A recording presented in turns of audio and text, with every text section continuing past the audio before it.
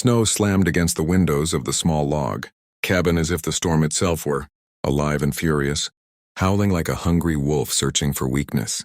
Inside, the fire crackled weakly, fighting to stay alive in the stone hearth, its glow dancing across rough-hewn timber walls.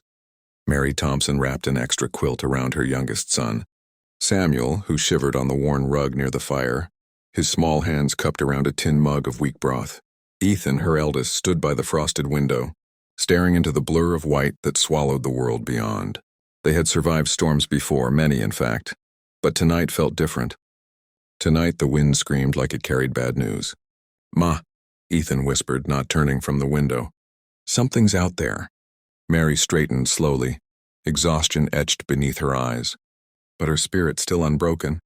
"It's just the wind, love." He shook his head. "No, I heard something. Like someone calling." Mary's heart clenched. Nobody should be out in this weather. Not unless they were desperate. She exchanged a glance with Samuel, who stared wide-eyed, clutching her skirt. Another sound cut through the storm. Faint, distant, but unmistakably human. A cry, a groan, a plea. Ethan didn't wait. He bolted for the door, and Mary lunged to stop him, but hesitated. What if someone really was out there? What if God had placed them in this storm for her to find? She swallowed hard, grabbed her shawl and lantern, and nodded to her son. "Stay close. Samuel, tend the fire. Don't open this door unless I return." The little boy nodded bravely, even as his lower lip trembled. Mary pushed the door open, and the storm roared in like a beast, but she stepped into it anyway. Ethan at her side, lantern raised high. Snow stung her skin like needles.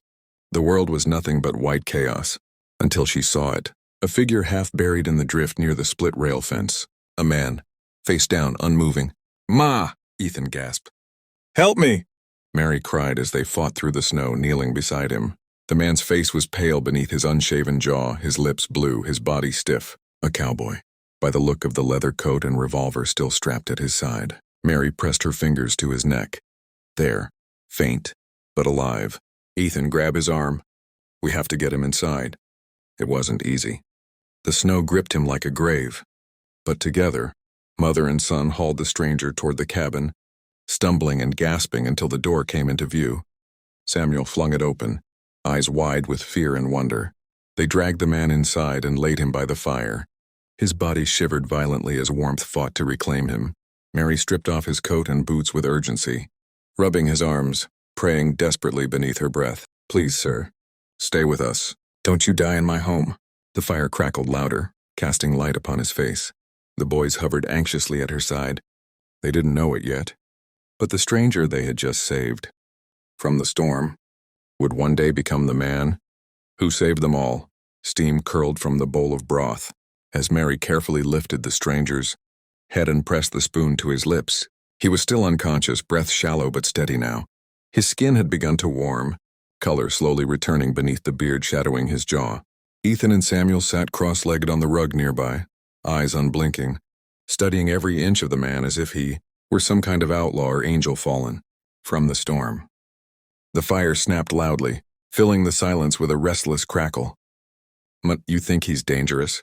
Samuel whispered, clutching the edge of her skirt. Mary paused, glancing toward the revolver she'd placed carefully on the mantel. The weapon was well used but cared for. This was not a drifter or drunk. This was a man who knew hardship and skill. "He's just a man in need," she said softly. "That's all we need to know tonight." "But what if he's running from somebody?" Ethan asked, sharper, voice not fearful but curious, protective, already positioned, like a young sentry, ready to fight if needed. Mary met his gaze. "Then God brought him here for a reason, and we will treat him with the kindness we'd hope for if it were us." A quiet moment passed. Then Ethan leaned closer to the unconscious cowboy. "What do you think his name is?" "Reckon we'll ask him when he wakes up," Mary replied with a faint smile. Suddenly the man shifted. His fingers twitched beneath the blanket. A low groan rumbled from his chest as his brow creased, fighting his way back to consciousness. Ethan and Samuel froze. Mary stayed close, calm, reassuring.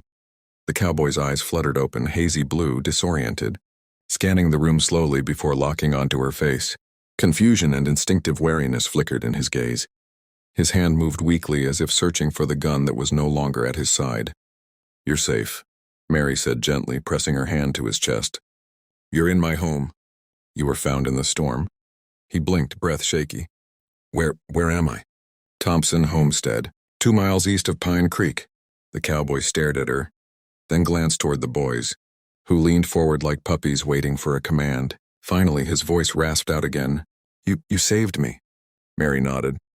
We just pulled you inside. The good Lord did the rest. A faint, grateful smile tugged at his lips before exhaustion pulled him back down onto the bed. But just before his eyes closed fully, he muttered almost to himself. Name's Luke. The room fell quiet. Samuel whispered the name like it was magic. Ethan whispered it like a challenge. Mary whispered it like a promise.